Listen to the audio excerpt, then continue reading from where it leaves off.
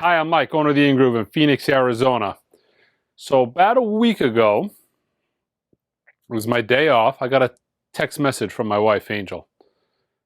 All it was a Post-it note with the name George Benson, another gentleman's name, and a telephone number. And she said, call this number. And I'm like, that's really weird. Who am I calling here? Is this guy trying to sell me George Benson records? Am I calling George Benson back? What's the deal? I had no clue. So I call Angel back. And I said to her, I'm like, what's going on here? She goes, Doug answered the telephone. Somebody called the store and said, that they have George Benson's record collection for sale. I'm like, George Benson? And she goes, yeah. I'm like, okay, gotta go, bye. Click, hang up the phone. Call the number immediately. They didn't answer. I'm like, oh man, I'm being hosed. I'm like, let me call right back. I call the number one more time, talking to the gentleman who happened to be a friend of George's. And we're talking, and he's like, yeah, George just got these out of storage, moved them from the East Coast, been there for years. He's got them in his garage, looking to do something with them. I'm like, all right. So at this point, I get a lot of weird calls, especially lately. The calls are getting just really weird. Some guy called up and asked to buy like a t-shirt Angel was wearing in the video. Just some weird, uber crazy, creepy stuff. So I'm asking him questions, and I'm asking him questions about George, and everything he's saying is like spot on. Like, this guy knows what he's talking about. He's either a George Benson stalker or he knows the guy. So we make plans. We meet at a grocery store the following day. Actually, he's like, no, I'm serious. I'm like, let me give you George's number. You can call him. I'm like, I'll take your word for it. I'm not just gonna get, yes, George. Let me ask you some questions. I'm like, I'll just take your word for it. We'll do it through you. You know what I mean? Meet the guy at the grocery store the next day. We drive out to this massive house in Paradise Valley, Paradise Valley is the wealthiest part of Arizona. It's an area, it's kind of like the Beverly Hills of Arizona. So we drive out to PV, and yeah, I'm like, this is probably legit. Get out there, and I'm awkwardly standing by the front door, and he's like, he calls him on his phone, hey Siri, call George Benson. I'm like, thinking to myself, I'm like, this is so weird, but I'm going along with it. Doesn't answer the phone. I'm like, oh God. Rings the doorbell. Hey, George answers the phone, knows the guy. Hey, how you doing? And I'm just standing there like, hi, I'm Mike. So go in his house. I walk in the house, and it's like, I'm kind of like looking around because I'm just super at this point. I look to my left, there's like all his guitars and gold records, and it's like, I'm just, come on to the garage. And I'm just thinking to myself, oh my God, this is unbelievable. This is great. This is the best collection I've ever bought. I haven't even looked at the records yet. So get out to the garage. This garage is massive. So I'll show you guys a picture here. This is the stack.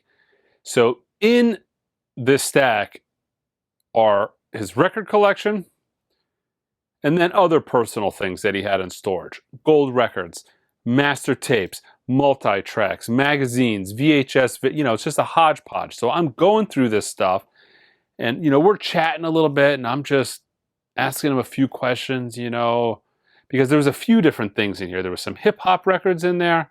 There was a lot of great jazz records. And, we're talking, and I'm looking through, and you can look at a record collection. You've been doing this as long as me. You can look at a record collection. You can kind of gauge whose record collection there was. So I'm looking at like the 80s soul and a lot of 12-inch singles and promotional things. Hey, George, check this out, on the cover. what do you think of track 4? You know, and there's tons of great guitar records in there. You know, you see every Grant Green record ever made. You like, you know, those are George's records, right? One of the greatest jazz guitarists of all time. More than likely he's buying other jazz records. But then I saw stuff like Tupac records and stuff. And so his kids had some records in there. You know, it's kind of a hodgepodge of some other records. But I'm looking through this stuff, and it's the stuff that's in there is just off the hook. There's stuff that's water damaged. There's stuff that's sealed. There's acetates. There's test pressings. There's all kinds of stuff. Now, I'm going to do this as kind of a multi-part video series, and I'm going to show you kind of, because there's so many boxes, as you saw, that there was no laying this all out at once. I'm going through boxes. I'm pulling stuff out. I'll make videos to show you. But one of the first boxes I go through, I see this. And there's a letter on Warner Special Products letterhead. Dear Ken, this would be his management. Enclosed are 2 copies of the LP test pressings of the Mobile Fidelity audiophile version of George Benson's Give Me the Night. And I'm thinking to myself, what? There's no Mobile Fidelity version of Give Me the Night. There's Breezin'. There's no Give Me the Night. And I'm like, okay. So I keep reading. Please have the appropriate person listen to them, and if he can approve them, Mobile Fidelity can go ahead into production. Sign below and return this copy of this letter to me. This album is scheduled for release in spring 1985. So to meet production deadlines, we would need an answer within the next 3 or 4 weeks. Your prompt attention in this matter. Please, thank you for your prompt attention in this matter. Signed by the A&R coordinator with an unsigned approved. So yeah, let me just block off the address here. And I'll show you guys. Let's see if you can even make that out. So, yeah. There it is. A mint, unreleased test pressing of George Benson's Give Me the Night. Now the dead wax in this is MFSL-1-154. So of course this is on the original. This is the JVC Super Vinyl, pressed in Japan, translucent vinyl. But yeah, so that was in one of the boxes. So I'm looking around, and I mean, keep in mind at this point, like I'm talking to George on and off. He's doing some other things. There's repair guys there. He's having some work done on some cars, some stuff on the house. You know, he's just like, he's like a little general going around the house, orchestrating all this stuff to get done. And I'm looking at records. I'm looking around. I mean, the whole experience at this point is like, I'm a little befuddled. Trying to keep composure. So I'm looking off to my side. There's this jukebox, right? He's got a CD jukebox in the garage, and inside in the jukebox, it's all his CDs. Like, so, you know, you flip the little button there, and all the CD cases come down, and it's like George. And I'm like, this is so cool. To be an artist and have a successful record is, you know, I obviously don't know what that's like, but I would imagine that's like, you know, you have arrived. When you get to the point where you can fill a jukebox with your records, now that's next level. You know what I mean? So we're going through, we're talking. He's telling me stories, you know, because I'm asking him questions and I'm talking about some of the records, and I'm just, you know, when you meet some of these guys, you got to keep in mind, you know, nowadays George Benson might not be one the modern jazz buyers not thinking too much of George Benson. I know this because I'm selling the record. He sells really well to a soul audience. You know, he had a lot of he had hits in the 70s and 80s. You know, Breezin' was a smooth jazz, very, very successful album.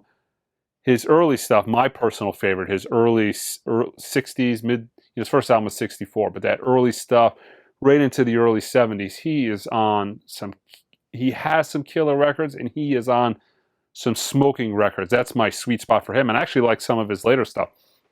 Guitar Man, I think this came out in 2011. I pulled this out of my collection. If you haven't heard, there's an absolute killer version that he does of Tequila on this album. It is smoking. So we're talking about that, you know. He's like walking around the garage singing Danny Boy, which he covers on this record. And, you know, we're chatting and he's talking a little bit about Herbie and a little bit, I'm asking him some questions. You know, we're just chatting and I make him an offer. He accepts the deal. At this point, I'm thrilled. I will say at this point, I'm like, you know, it's okay. He goes, so when can you take him? I'm like, I'll load him up, make a phone call. We'll get him out of here now. He's like, well, I want to go through I want to go through some of this.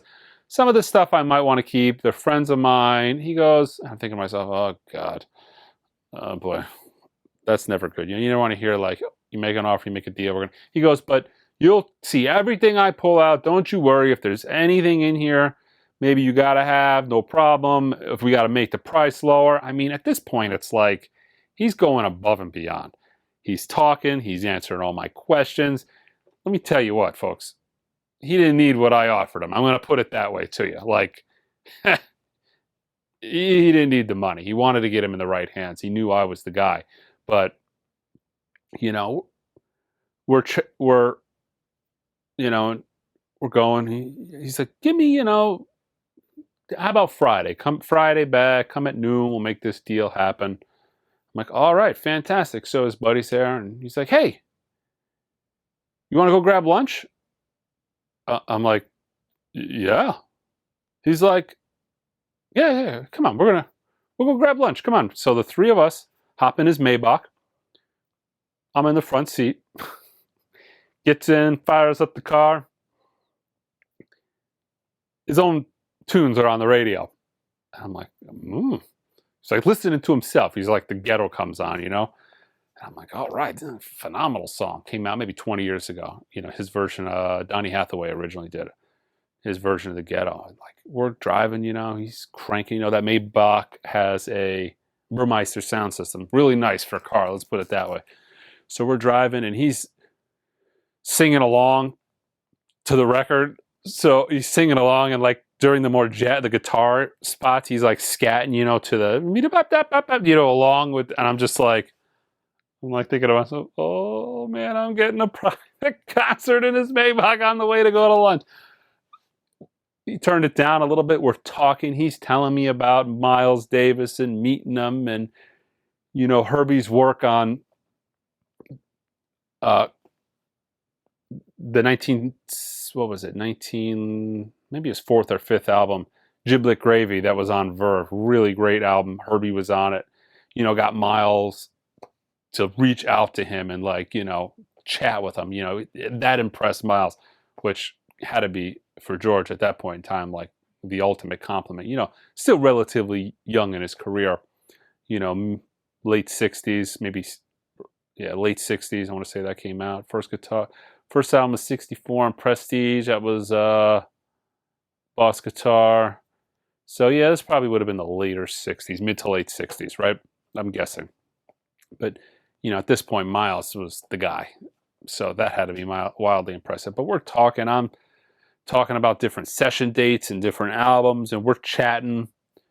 We go out to eat, sit at the bar. You know, I gotta say, I have met a lot of musicians.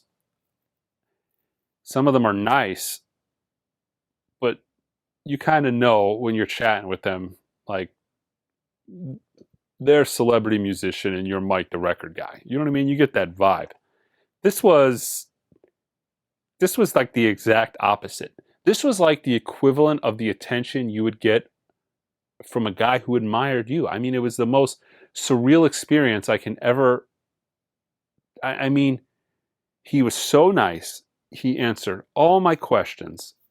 He invited me out to lunch afterwards. He paid for the lunch afterwards. I mean, people are coming up to him that, you know, many people recognize him. People are coming up. He stops, shakes their hands, asks them their name, chats with them, doesn't brush anybody off. I mean, this is not common, guys. I'm telling you. I've met many guys with a 20th of his talent, with 100th of his success, and they're not friendly. They're nice enough not to be an a-hole, but they're not like, I mean, this was above and beyond. This guy was so over the top nice. It was just, this is most people I've ever met aren't this nice, let alone guys with this guy's success. I mean, I was just so befuddled. It was just the most surreal experience. Get back in the car, go back, you know, I'm like on cloud nine at this point. We get back in the car, drives me back. His buddy says to me, hey, let me take a picture of you and George. You know, he's holding his phone. He's like, I'll send it to you. I'm like, use my phone. Here you go. Don't worry. So he's taking a couple of pictures.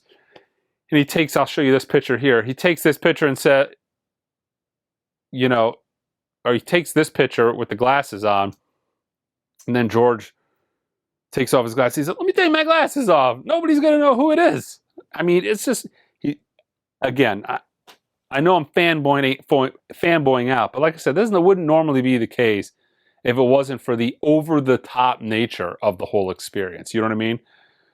Get in my car, go home, go back to the store, telling some of the guys at the store, I'm like, this is fantastic. And I'm thinking to myself, like, this isn't something I'm ever going to be able to tell anybody. You know what I mean? Because I have bought things and dealt with celebrities, and I don't share that, guys, because, you know, I understand their privacy, and I respect that. So go back, get a box truck, go back the following day, and go back. I get there. Hey, Mike, how you doing? You know, I'm in the garage. I'm going through stuff. Now, this was the work day, so I brought Tanner, who works at the store, with me, and we're going through boxes. And you know, he had a few other people there because there was stuff there that he obviously, you know, you don't want Mike to accidentally take not that I would ever do that, but you don't want Mike to accidentally take, you know, your master tapes for prison or what, you know, your gold records home, right?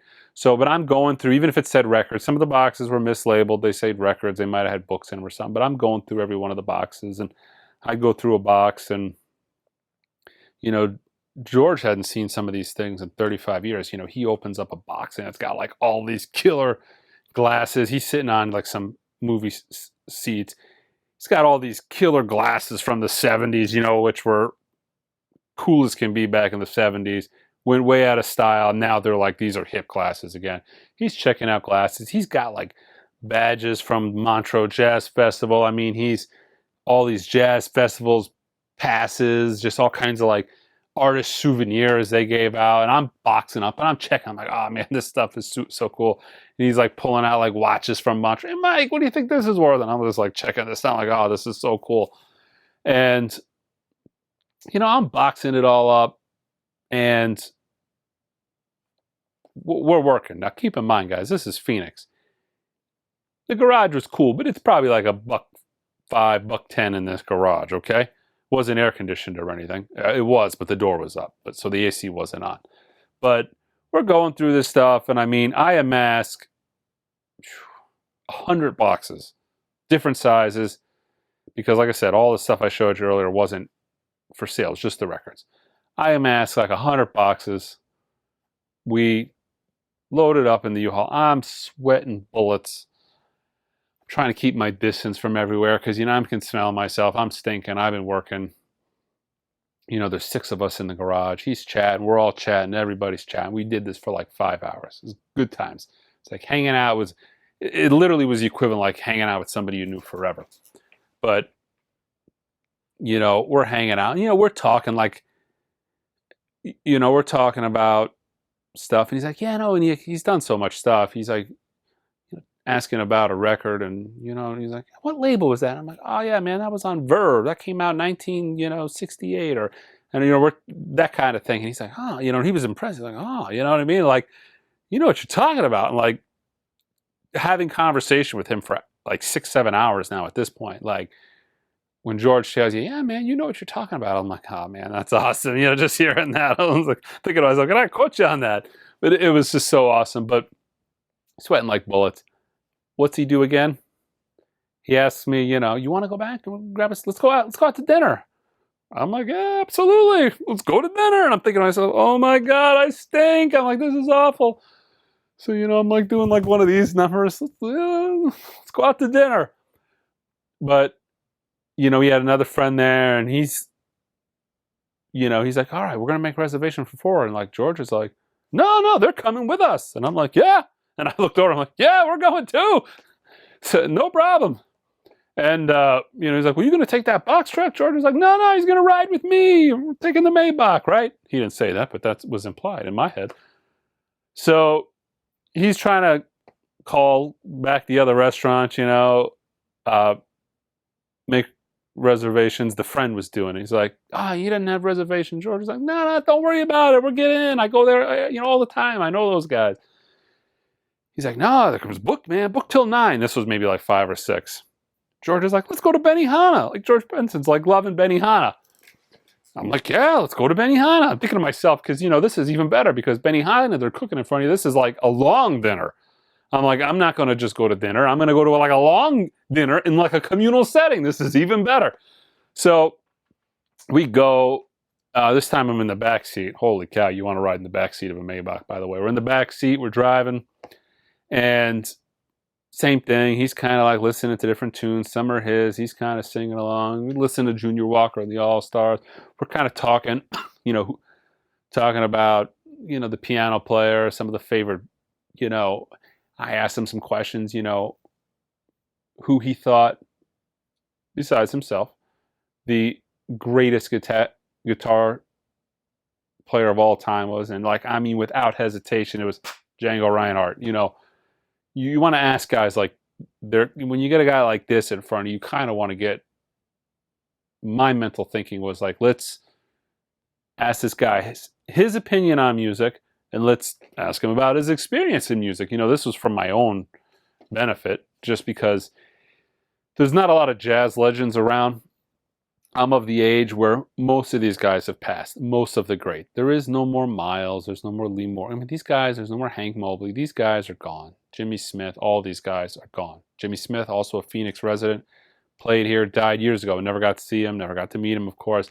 But there's very, very few of these guys. Herbie's alive, George is alive, but there's some of these cats who are alive that were there. You know what I mean? They were, when it was the thing, they were there, and he's one of them. So you want to, I'm seizing this opportunity for sure.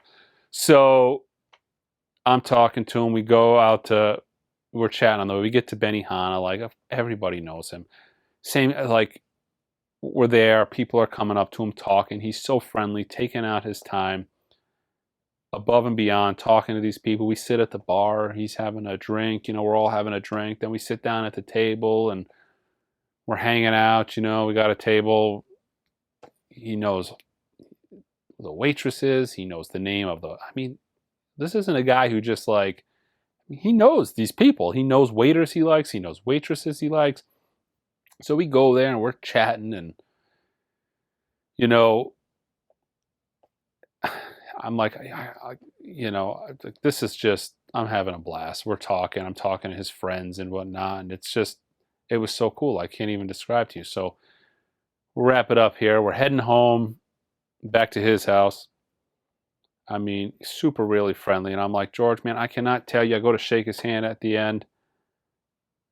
And I'm like, man, I cannot thank you enough. I'm like, this has been just, and it was like a true honor. I'm like, this has been like the highlight. This is like, I'm a music guy. Like, I live for music. I get up, I look at my records, I listen to my records in the morning. I go to work, I listen to more records, I sell records, I buy records, I go home, I make videos about records, I clean records, I listen to records. I go on vacation, I stop and I buy records. This is, like, his life is music, my life is music. Of course, I'm not making any records. Well, not that I'm on anyways, but this was just like a thrill, and I'm like, I appreciate it. I go to shake, it's like, come on, he give me a hug, man. He like reaches in and I get a hug. I'm like, oh man, it was just fantastic. To be able to chat, meet a guy, hang out with a guy for maybe 10 hours at this point, who you have heard play on 100 records in your collection, include maybe more if you count his own, but just all the killer records he made, played on, movies. To be able to, it was just, like I said, it was a surreal experience. I will say on a side note, I did ask earlier in the day, George, do you mind, like, I told him about my YouTube channel. I kind of used and they're like looking it up, and I'm sitting there like, they're all sitting on the couches over there, and I'm boxing up records, sweating bullets, and all of a sudden I'm talking about I mentioned YouTube, and then like 10 minutes later I hear in the corner, "Hey, I'm Mike, go to the in-groove," and I'm thinking to myself, "Oh, my." Actually, I said out loud, I'm like, "Boy, that voice sounds familiar," and I'm like, "This is embarrassing." But they're like watching the YouTube videos, and I said, "Hey, George, and I told, do you mind if I?" He goes, "No, man." He goes, "Yeah, tell him where you got the records. You maybe get more money." And I'm thinking to myself, like, this is, most guys, in my opinion, would be like, no, I don't want anybody to know my business. But he's like, no, tell him. You get more money, maybe. I mean, it was just, a surreal experience. He's telling me like, oh, I got his number. I got a cell phone number. But he's telling me, I'll stop in your store next time. I'll come by in the area.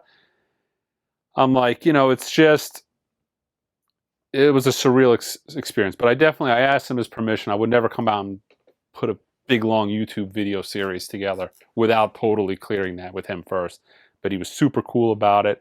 But yeah, so showed you the one item. There's a ton of cool stuff. I mean, there's a ton of cool stuff. It's not like these are like, I didn't get like a complete 1500 series Blue Note albums of albums. It's not like I bought a collection like that. But there is a ton of valuable albums, ton of killer Blue Notes, Acetates, Prestige, tons of killer Private Soul, tons of like really, super high dollar 12-inch singles. I mean, it's cool, personalized stuff. This is a really cool collection. And I'm going to spend some time kind of showing you guys what comes out of this, because, a lot of the guys that watch us, you're jazz followers. So you're jazz lovers. So you're really going to appreciate this stuff like I did. And I told George, I'm like, he's at the end, you can make money on this. And I'm like, it depends on how much I keep. And I'm thinking to myself, I didn't get to look at all of it before I bought it, but I looked at half of it. You kind of gauge what's in there based off of that. I'm like, well, I'm going to make some money. I mean, depending on how much I keep. But, I'm not going to make any money. I'm going to end up keeping a chunk of stuff. But I paid him really well for it. But, you don't like, I don't think I would have been able to live myself if like I told him the price and he started laughing at me. So I definitely, he got taken care of. But yeah, so check out future videos. I'll kind of pull cool things together and I'll run you guys through them. But yeah, tell me what you think in the comments. I mean, this has been a fantastic experience for me. I'm glad I was able to share you guys the story. But more so than anything, I'm glad I was able to document and put it on a video, because I'll be back in the future to watch this video, because you get older, like little details and things fade. But I'll be able to come back and listen to myself talk and might be like, oh yeah, I remember buying, you know what I mean? So it's definitely a killer experience for me. But subscribe to my videos, guys. You'll get notifications. Click the bell. You'll get notifications when I do other videos. But yeah, all right, I appreciate it. Until next time.